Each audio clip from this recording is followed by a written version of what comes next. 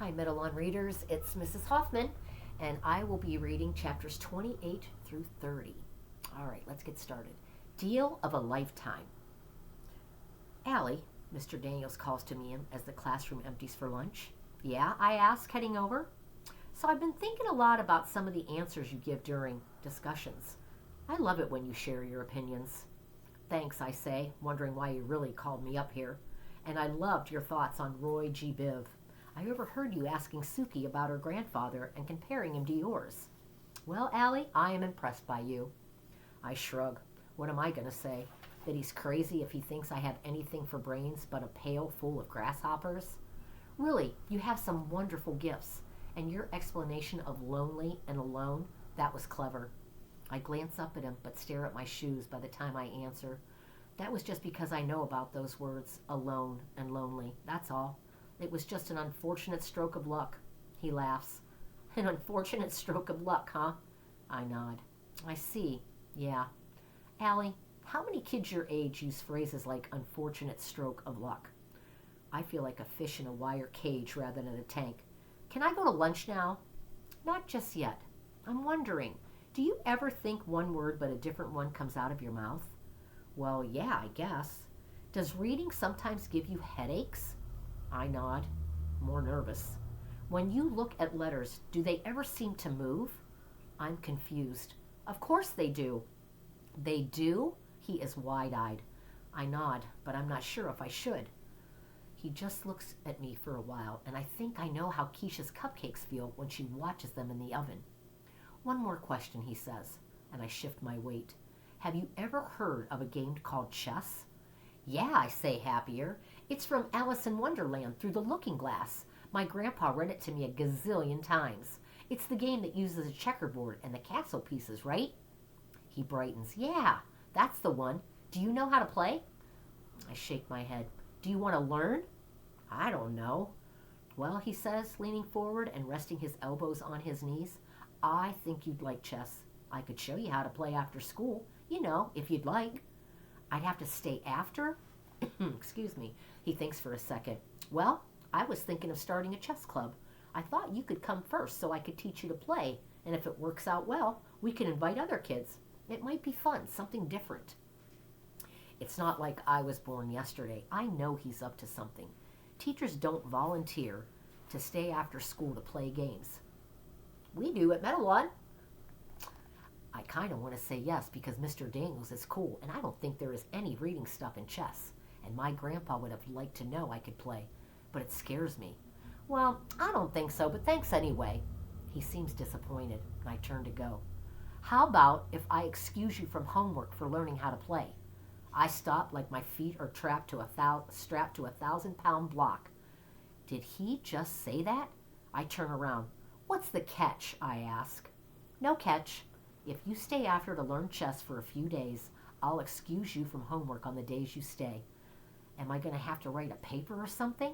No papers, promise. I just come in here and play a game and I get out of homework, no catch. Well, you can't tell anyone in the class. I'll call your mom about it, though. And he holds his hand out to shake. We have a deal then? Yeah, okay. I can't say no to that deal. Homework is only one step above death. I'm so happy about skipping some homework that I'll keep remembering it and being happy over and over again. But what really gets me is that in order for Mr. Daniels to come up with this plan, he must have thought of me outside of school when he didn't have to think of me. I bet other teachers have never let me sit in their head 1 second longer than they had to. Aw. Chapter 29, which is on page 150, Fish in a Tree. Albert, Keisha, and I get off the bus for our class trip to the Noah Webster house. With no written work today, I'm thinking it will be a silver dollar day. Albert starts collecting acorns from the ground and filling his pockets. I'm tempted to ask why, but I'm afraid the answer will take an hour. Oliver picks up acorns and whips them at the trees. Max joins in. Max hits a tree every time. Oliver, not so much.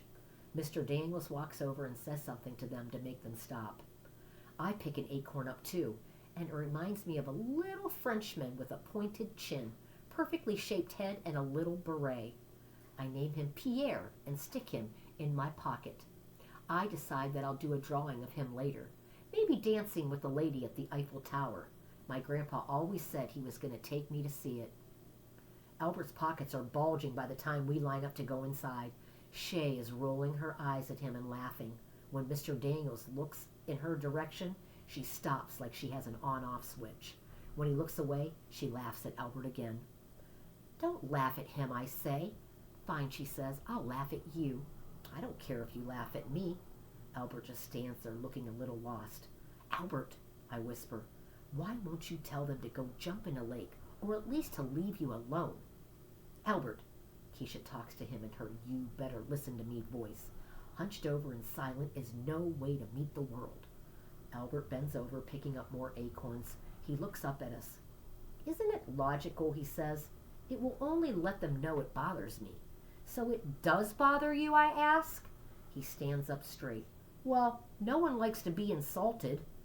But let's say that my worry about Shay is a drop of water in the ocean compared to my other worry right now. What's that, I ask. These acorns, he says, holding one up. This green coloring on the side looks like moss, but I'm concerned that it is actually a fungus. If this is the case, all of these trees may be in danger. I have collected samples and will do further research. I lean in and look at the acorn. I like how Albert cares and is able to see things that other people wouldn't. But I wish Albert would care about himself as much as the scientific world. Mr. Daniels puts us into groups. I pray that I end up in his group or with Keisha and Albert.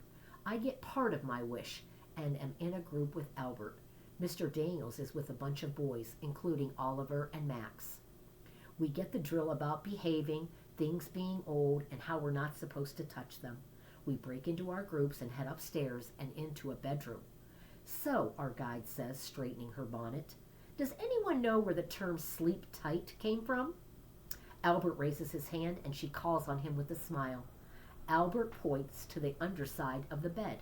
Mattresses were held up with ropes so they were off the floor and away from the bugs. When the mattresses would sag, they tightened the ropes, making the bed more comfortable. Hence the saying, sleep tight, don't let the bed bugs bite. Well, if anyone would know about bed bugs, he would, Shay whispers. Downstairs in the kitchen, the fireplace is big enough to stand in. The lady tells us that the girls didn't go to school as much as boys, that they typically stayed home to learn how to take care of the house. My mind bites into that, and I can't stop thinking about it. No more school? Ever? I lean over. Albert, do you think that time travel is possible? He whispers. Albert Einstein had extensive theories on its possibilities, and I certainly wouldn't argue with him. Me neither, I say to him. How do you think I would look in one of those dresses and bonnets? He looks puzzled. Finally, we go to a colonial schoolroom and join the rest of the class. A lady talks about what a visionary Noah Webster was to create the first American spellers and dictionaries. Before that, people used to just make up spellings. There were no right or wrong ways to spell. Some visionary. This spelling stuff is all his fault, since he's the one who got it in his head that we all needed to spell the same way. I'm thinking Noah Webster was a scoundrel, and they should have put him in jail for this.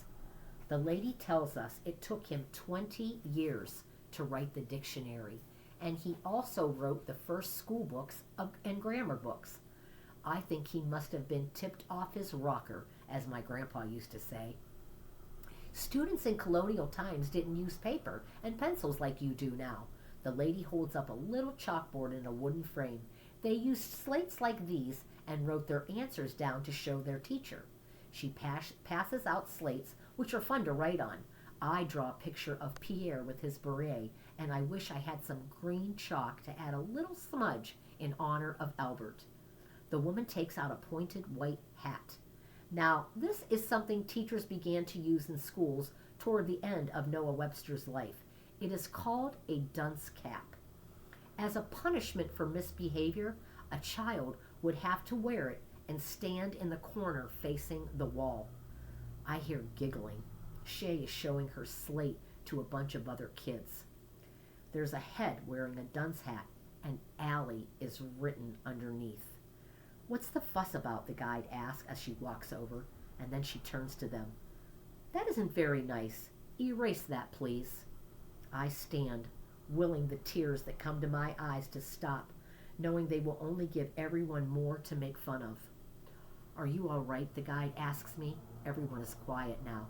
They're all watching me. It's worse than the laughing. So I run out of the room and out of the museum. A woman calls to me, but I keep going. Out the door and around the back, across the lawn of a beautiful light green house, I find a swing set, which reminds me of my grandpa and how we spent hours on them at the park.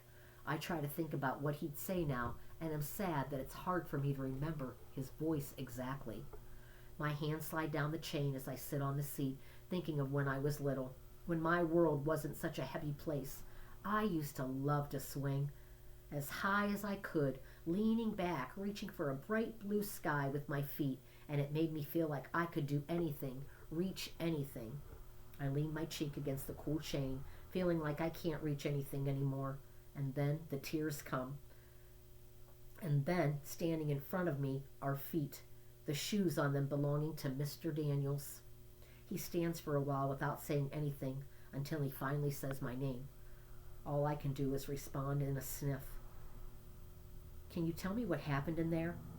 I don't know what to say. Such a small question and such a giant answer. "Please just leave me alone." He takes a couple of steps away and stays quiet for a bit. Then he says, "My brother and I used to love to write in the sand on the beach when my family would go to Maine." I don't answer him. Then he picks up a stick and writes something in the dirt under the swing next to me. More words. Why can't I ever get away from words? He turns toward me and I stare at his knees. "Allie," he says, holding out the stick, "do you want to write something?" I shake my head. I think of flying on swings through bright blue skies and away from the words like dumb and freak and loser. He squats down in front of me. "I'm sorry about whatever it was that upset you. Let me help." I take a deep breath, and when I let it all out, the words come with it. "Nobody is ever going to be able to help me. Not ever. They all said I should have a dunce cap, and they're right. That's the thing. They're right." "Oh my, Allie, you actually believe that, don't you?" I can hear that it's a shock to him. I finally look up at him. "Why wouldn't I?"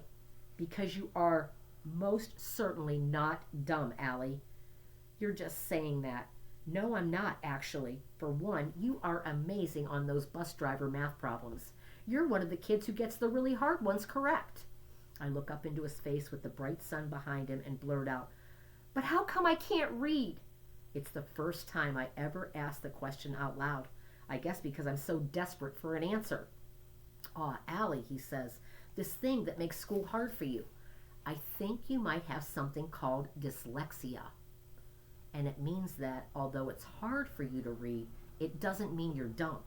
He laughs a little. "In fact, you, Allie Nickerson, are far from it. Your brain just figures things out differently than other people." I'm different, he's got that right, but no way am I smart like he says. "You don't understand." "Yeah, Allie, I think I do." And then he leans in. "And you know what? You're brave." I so want to be brave, but I'm not. Coming to school every day, knowing what you're in for, knowing school will be hard, and that the other kids are going to razz you, and you still come every day and decide that you're going to try again. I stay quiet, just thinking about what he said, hoping he knows what he's talking about.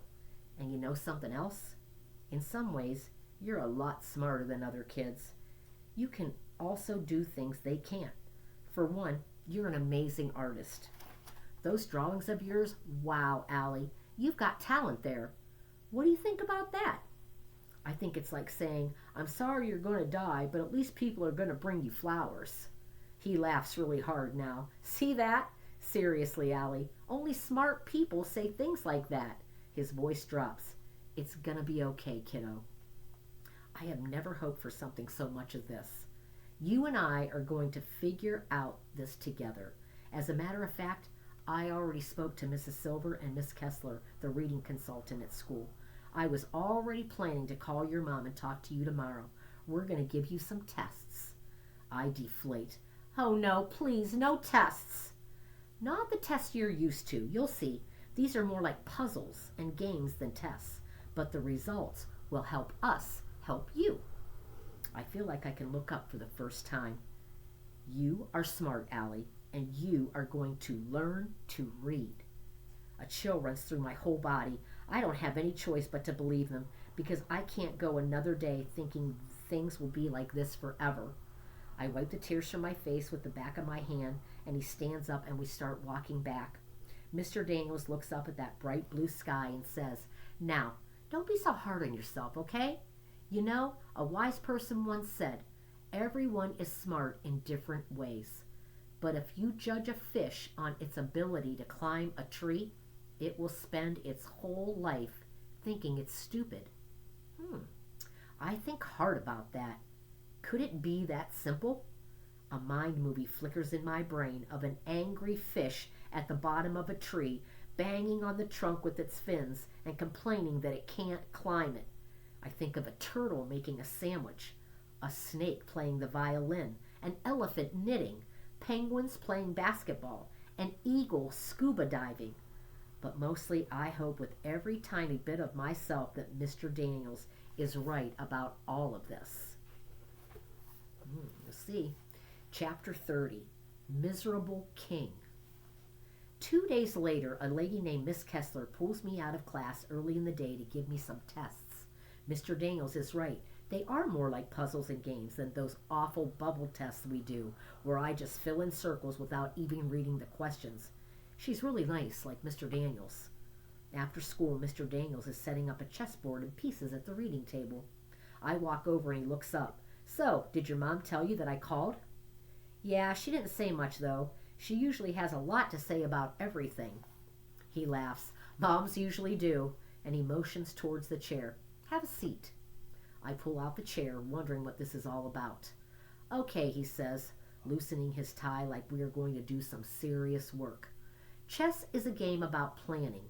It isn't like other games where you just capture the powerful piece." He points to a piece with a cross on top. "This is the king. The object of the game is to trap your opponent's king, but not actually capture it. When you put your piece in a place where it could take the other king, it's called check. When you give the other king absolutely nowhere to go, it's called checkmate, and that's how you win."